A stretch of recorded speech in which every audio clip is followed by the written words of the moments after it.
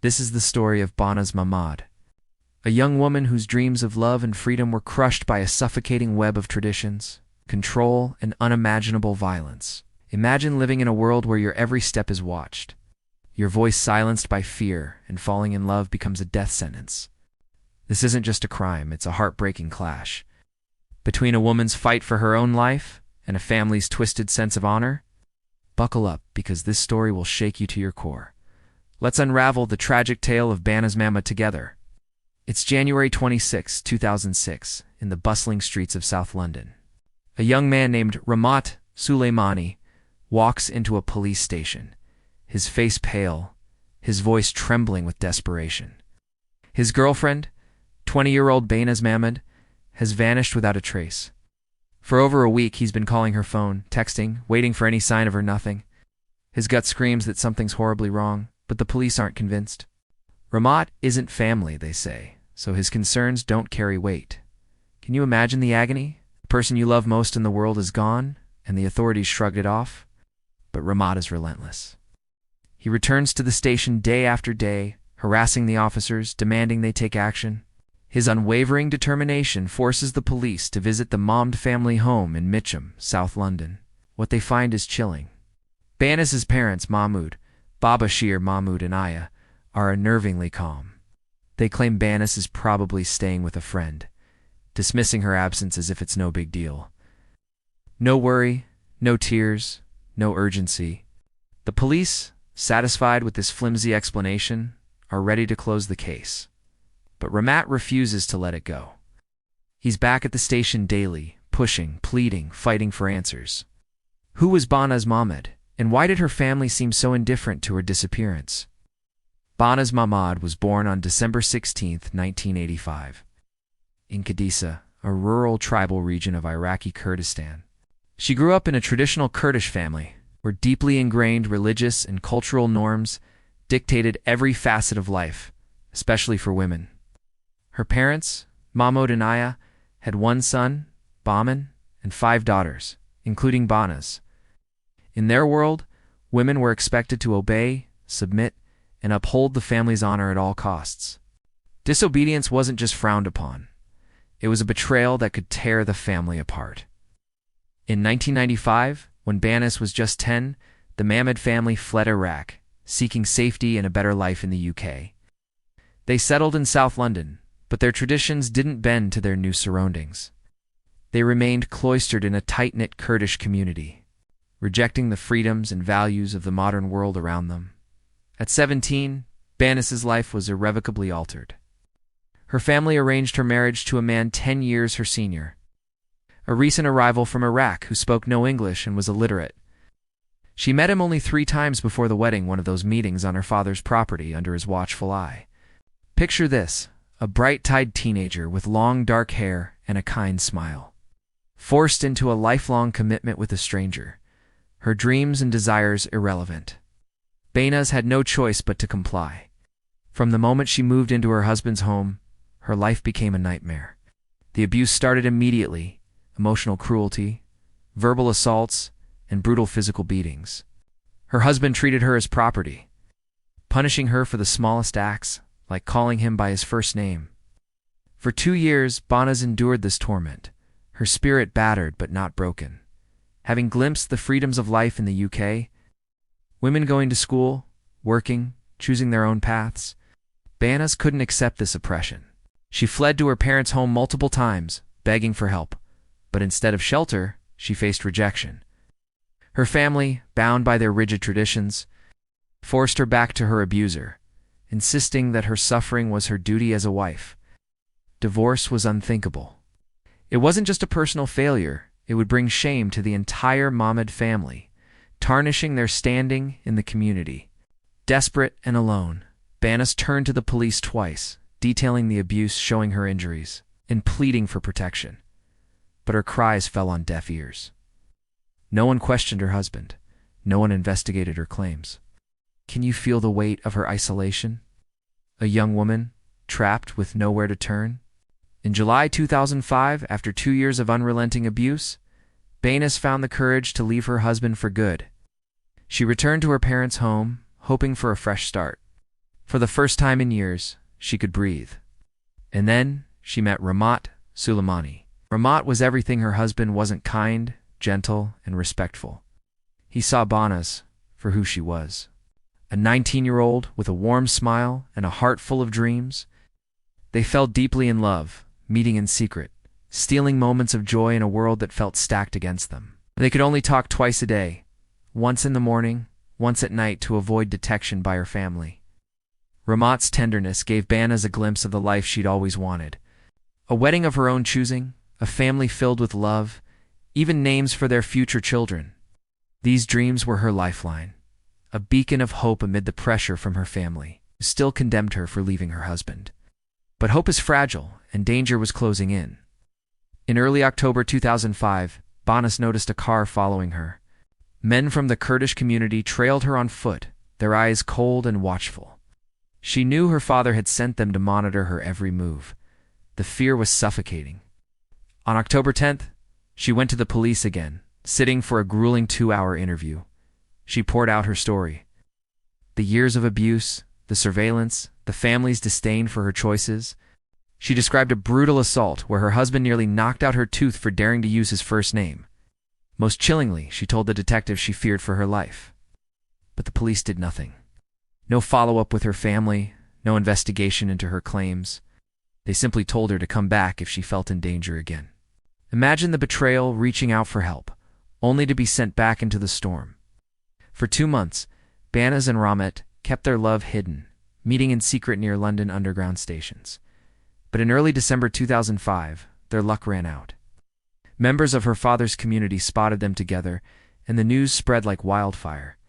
That evening, a council of male relatives gathered at the Mahmod family home in Mitcham. The air was thick with anger. Banaz's uncle, Ari Mahmod, took charge, declaring that her actions, leaving her husband and daring to love another man, had brought unforgivable shame to the family. Their solution? To restore their so-called honor, Banaz must die. Banaz overheard this terrifying plan and ran to the police one last time in December 2005. In a trembling voice, she detailed the months of surveillance and named 5 relatives she believed were plotting her murder: her father, Mahmoud, her uncle Ari, and her cousins, Omar Hussein, Mohammed Ali, and Mohammed Merit. She handed over a letter, a desperate plea for protection, warning that her family would kill her and Ramit for their relationship. But unbelievably, the police dismissed her again. They didn't follow up, didn't take her seriously. That mistake would cost Banaz her life. On January 22, 2006, Banaz's father lured her to a relative's house under the pretense of discussing her divorce. Alone in a room, he gave her brandy and turned on the TV to drown out any noise. When Banaz turned around, she saw him putting on rubber gloves, a rope in his hand. Her heart must have raced as the truth hit her. She was in mortal danger. She bolted for the door, but it was locked. In a panic, she smashed a window, cutting her hands as she climbed through. Bleeding and terrified, she stumbled to a nearby cafe, where she collapsed from shock. Paramedics rushed her to the hospital, and as soon as she woke, she called Ramat. He took her in, and for a brief moment, as they welcomed 2006 together, they dared to hope. But her family's grip was relentless. They bombarded her with calls and messages, urging her to return home to reconcile and discuss her relationship with Ramat. Banaz, clinging to the faint hope that her mother might protect her, agreed to visit. Before going, she made one final trip to the police, submitting a detailed statement and listing the names of those who might harm her. She begged them to take her seriously.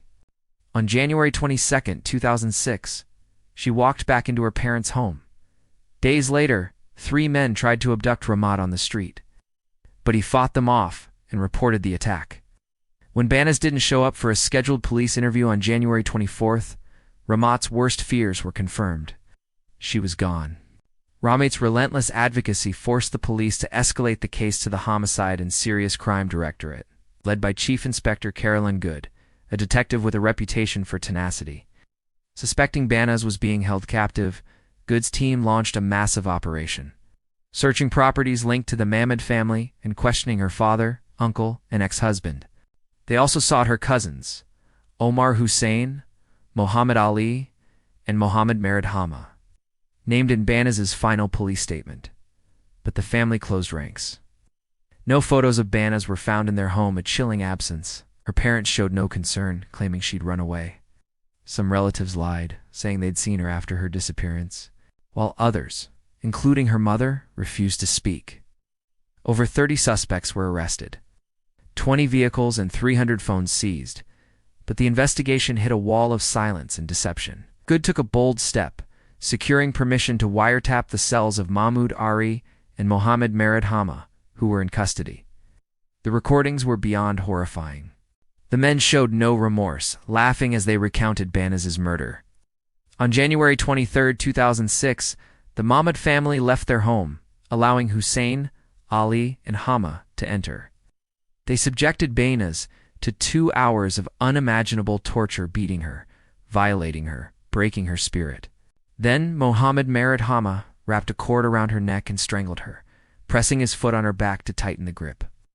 He described her vomiting, trembling, and fighting for her life in silence. It took over 30 minutes for her to die. Another cousin, Bishwan Hama, stuffed her lifeless body into a suitcase, which Ari Mahmoud loaded into a vehicle. They drove to a dilapidated house in Birmingham, burying the suitcase under a freezer in the garden. The killer's arrogance became their undoing. In wiretapped conversations, Hama boasted that Banaz was buried so deep only an informant could find her. He laughed about a police car passing by as they moved the suitcase, her hair and elbows sticking out unnoticed.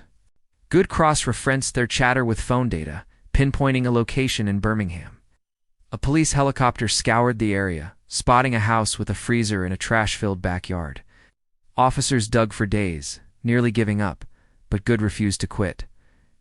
She remembered Hama's taunt about the burial depth. On April 28, 2006, they found the suitcase. Inside was Banaz folded into a fetal position, her body so decomposed that only dental records and DNA could confirm her identity. On May 1, 2006, charges were filed against Mahmoud Mahmod, Ari Mahmoud, and Mohammed Marad Hama. In March 2007, London's Central Criminal Court heard the case. Prosecutor Victor Temple described the murder as a cold-blooded, heartless execution orchestrated by Banaz's own father and uncle. The jury was unanimous. Guilty. In June 2007, Mahmoud was sentenced to life with a minimum of 20 years, Ari, 23 years, and Hama, 7. Judge Brian Barker condemned the barbaric crime, asking, "What honor is there in a father placing his status above his daughter's life?" But to the men who planned her death, his words meant nothing. The pursuit of justice didn't end there. Mohammed Ali, one of the killers, was arrested in Iraq for an unrelated crime and extradited to the UK in June 2009.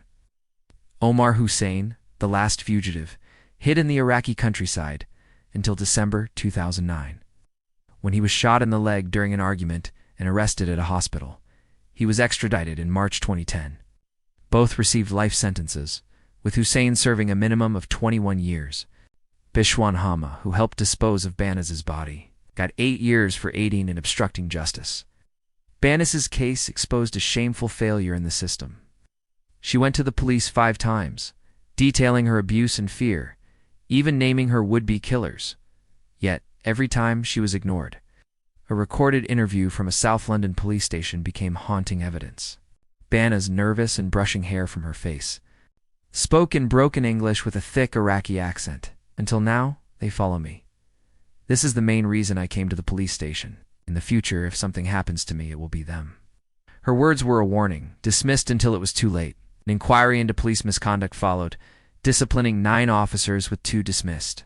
The case spurred reforms in handling honor-based violence, forcing law enforcement to take such threats seriously.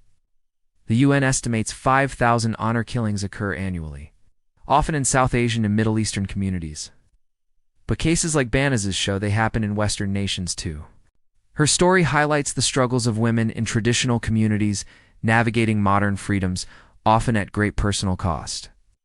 Banaz was laid to rest at Morden and Sutton Joint Cemetery.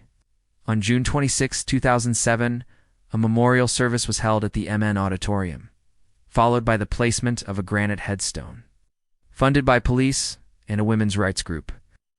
Her family didn't attend, Only Ramat, Caroline Good, and Banaz's sisters, Bia, and another, honored her memory. Ramat, devastated by her loss, joined the Witness Protection Program, but never recovered.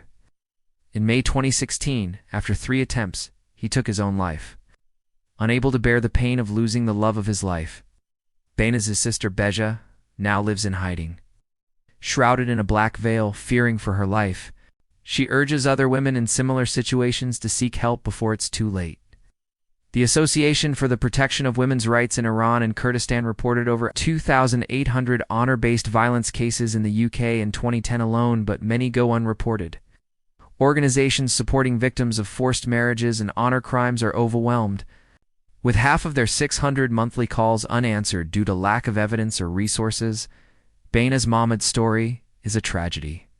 But it's also a wake-up call. Her courage to speak out, despite being ignored, changed how we address honor-based violence. Caroline Good's team won the Royal Police Medal for their relentless pursuit of justice. But no award can undo the betrayal Banaz faced from those meant to protect her. Her family, her community, and the system failed her. This case forces us to ask, how many more Banaz Mahmods are out there, crying for help in silence? What can we do to stop this cycle of violence? Thank you for joining us on the Crime Decoder. If this story moved you, hit that like button, subscribe, and ring the bell icon so you don't miss our next case.